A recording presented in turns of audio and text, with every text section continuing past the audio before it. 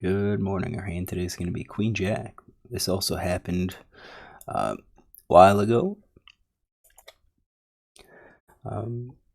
Games were different back then, but we're going to go ahead and review it, see how we did, and also practice reading hands. So in this hand, folds to the mid position player who raises 6 big blind, and it's on me. He's playing 60-32 with 6% 3-bet range. There's no notes that were added. Mid position, raise first in stats, 54%. This guy is playing wide and loose, and he is playing mostly aggressive. So T-bet stat is very high on the flop. C-bet in position on the turn ends up being 0. So it looks like he is just being pre-flop, and he's being aggressive pre-flop and on the flop, and then if he doesn't have anything, he just freezes, which allows us to play a few more hands because we have a pattern that we can utilize. Now his fold 3-bet stats 50%. He really hasn't been challenged, and with Queen Jack offsuit, it's not, we're not really have a playable hand. I should say it's a playable hand. It's just on the flop, we're not going to get into a huge number of opportunities to continue playing. The playability of it is hurt. So I kind of think when we look at ranges, so first up, this is 50%, 51%. I think this is probably a great starting point. Very wide. Aces, kings, suited kings, pocket pairs, everything. When we look at our range versus a mid-position player, this is our 3-betting range, standard 3-betting range. 3-bet or call range looks something like this, and you can see Queen Jack is not included here, and it really shouldn't, because it's not a super strong hand. However, you might be able to utilize this hand as a 3-bet. And by 3-bet, I think we are really extending our range here to, because he is pretty wide. And I think I might do something like that. Maybe leave the king nines, queen nine jacks, and go for more of these offsuit hands.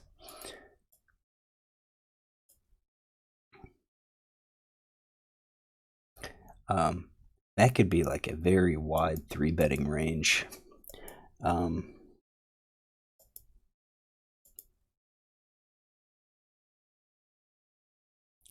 It's a very wide 3-betting range, but it's a range that is taking advantage of two things. One, he's going to probably be folding a very high percentage of the time to a 3-bet, and number two, if he calls, we still have a range of hands to play. Now this leaves us a calling range. So I think with calling range, we're going to probably play like the king 9, queen 9, jack 9, these suited connectors, these low cards. We're not going to have a whole lot of the big hands, unfortunately. Might play like the suited kings as a call. But we're not going to have a lot of these big Broadway cards in our calling range. Now, the thing we should consider is that he raised to 6 big blinds, and that's actually a fairly large raise, which makes me think that he's not necessarily that he didn't do that size with all of the cards in this range.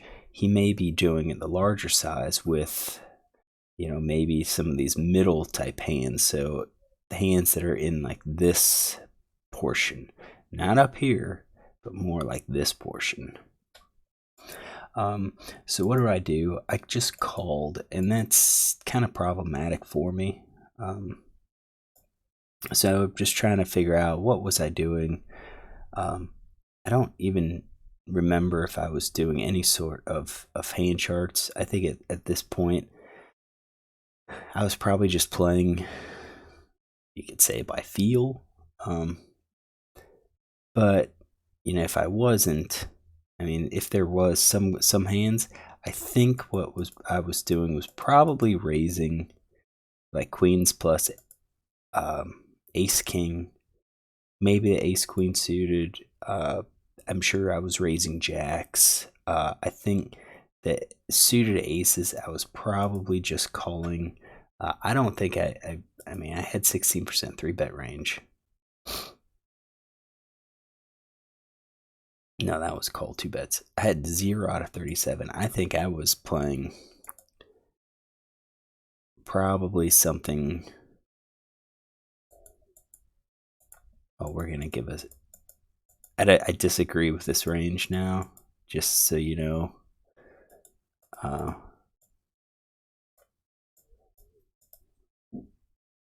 even sure if I would have been that low.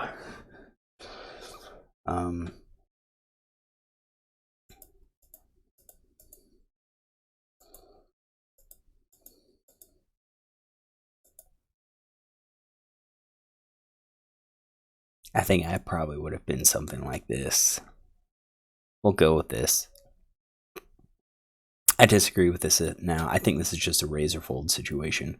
We either fold or we raise. We 3-bet.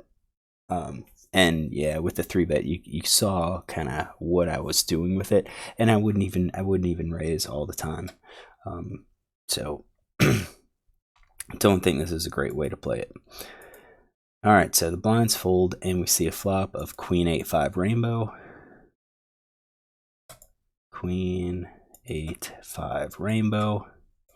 And when we think about our range versus his range, so we do have some queens. I think 2-pair is out of the question for us. I think 2-pair's unlikely for villain. He could have connected with like some of the middle cards, the queen, maybe 1-pair type hands. I think he could have 1-pair for all of them. I think for us, we could also have 1-pair, but I think it's going to be more likely the villain has a top pair type hand. I think it's more likely he'll probably have more. He's got more 8s in his range, probably a few more 5s. So I think here villains probably has us equity wise. It's really, the draws that we're looking at are gut shot draws, open-ender straight draws, which we could have. I think we could have all the gut shots with the 8, 9, 10, jack 9 type thing. So villain's going to c-bet, and I expect him to c-bet. He's c-betting 77%, and he's c-betting fairly large. Does the large size matter any? Probably not. I think he is going to be doing any pair, any gut shot, any straight draw, probably overcards. Probably overcards. I mean, it's possible he's doing this with no made hands as well. Any of the 2-card backdoor flush draws. He could have. We're going to throw that in. That gets him up to 74, which is probably about right. I mean, a loose player like this is probably taking advantage of all those hands. I don't agree with it. I think this is kind of a dry board. I think, if you have a queen, you are, blocking top pair type hands. This could be a situation where you can check and let button bet. And bet his gut shots and straight draws, and you might actually get 2 bets out of this, but I think you could probably go either way. Actually, betting is probably a little bit better, especially when you have range advantage. So yeah, I don't mind his c-bet out of position here. I think I wouldn't c-bet out of position if we had trips, like trip queens. I would c-bet if we had trip 5s, trip 8s. 2-pair, I think we could c-bet. Probably even like ace king, king jack. So he c-bets. That's his range. It's on us. What do we do? We're looking at opportunity to raise c-bets. So could we do that? Could we raise a c-bet here? Yeah, I think we could get some value from it, because we expect that if he didn't hit the board, he's just going to check the turn. because he doesn't c-bet the turn. It's looking like he doesn't really get to the river much as the lead, because it. Let's see his turn.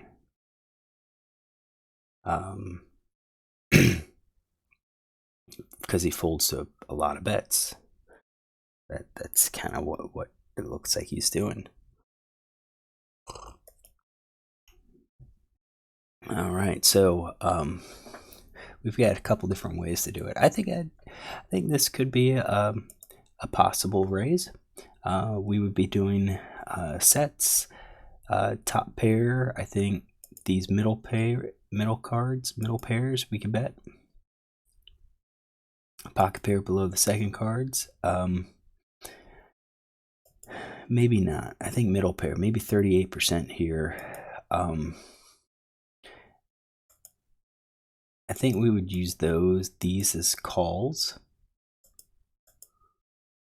because that gives us our gut shot. Our open enders would be about half and half.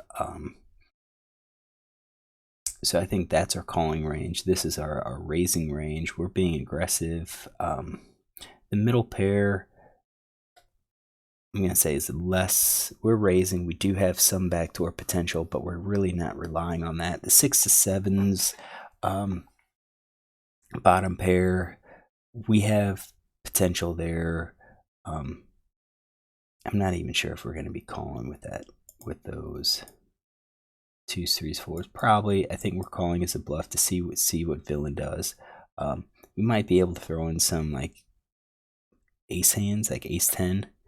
Maybe king jack. Maybe like king jack here. Ace jack, ace 10.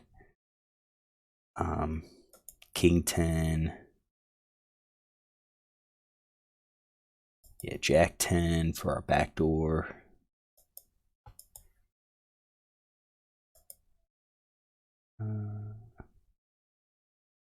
That should be part of our gut shot, I think.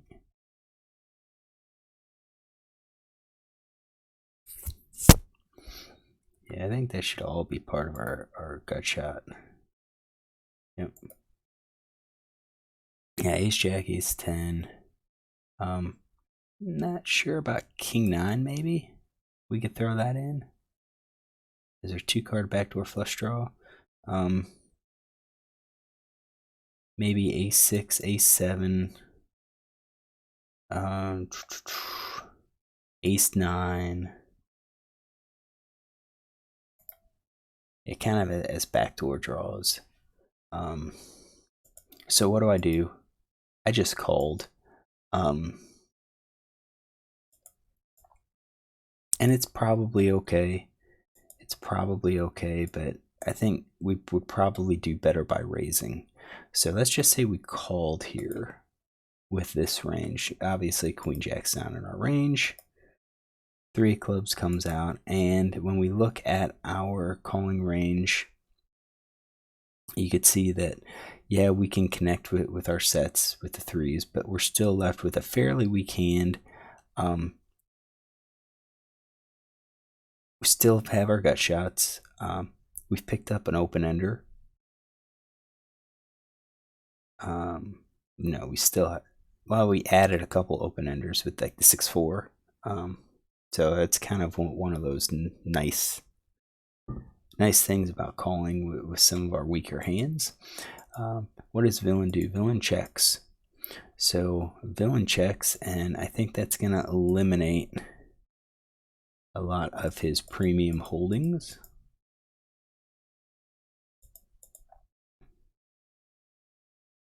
So pocket pair, we're going to eliminate flush draws. I would assume he would have continued betting flush draws and his open enders. So it's basically his weak pairs is what he's looking at. And now, what do? We check. Again, with this hand, if we didn't raise the flop, we should be raising the turn once he showed weakness. That was also a mistake. So once he checks, I think we're betting our set. We're going to bet our set to try to get some value from it. and we're probably just going to bet some of our no-made hands for value just to kind of offset. We don't need many because we're not going to have a huge number. However,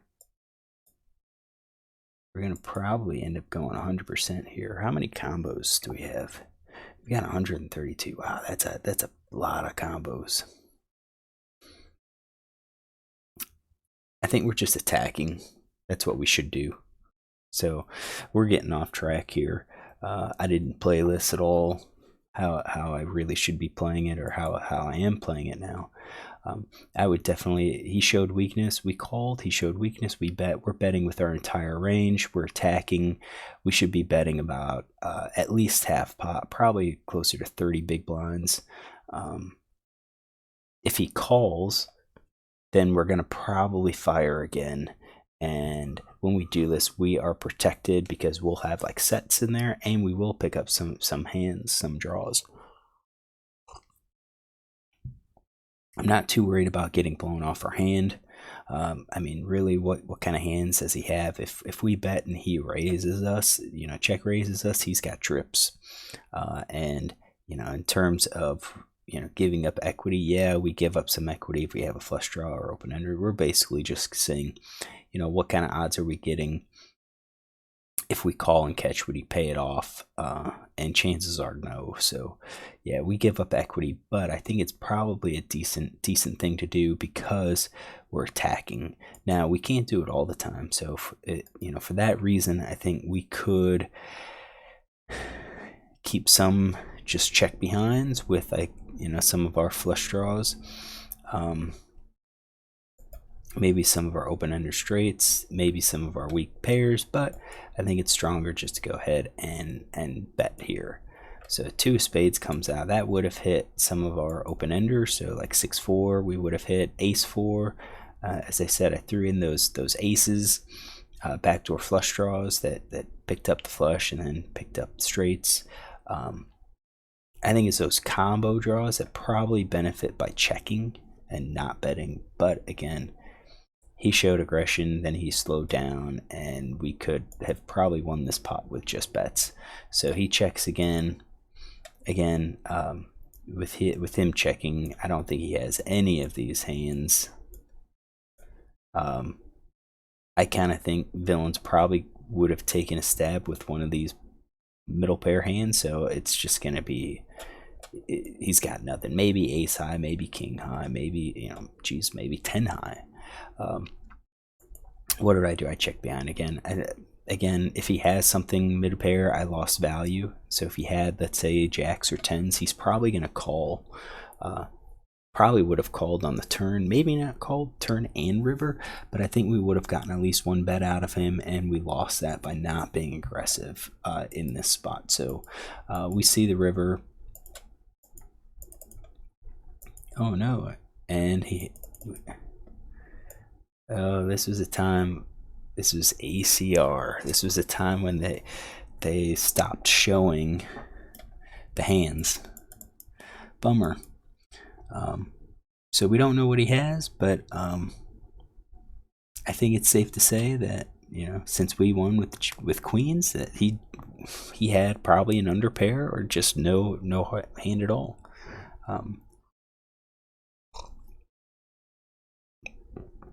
So I rate my play on this hand as probably a D or F. I think there's a lot of mistakes. Starting with the beginning, I think this is razor fold pre-flop. And then as played, even though since we called, I think we should be raising on the flop. We've got value. I think this loose player may have like jacks, tens. If he calls, at least it gives us a chance of checking behind on the turn. But when we did call and he checks on the turn, we really missed a bet. And that's a bet with our basically entire range at that point. So hopefully you enjoyed this. If you do, look tomorrow for another hand.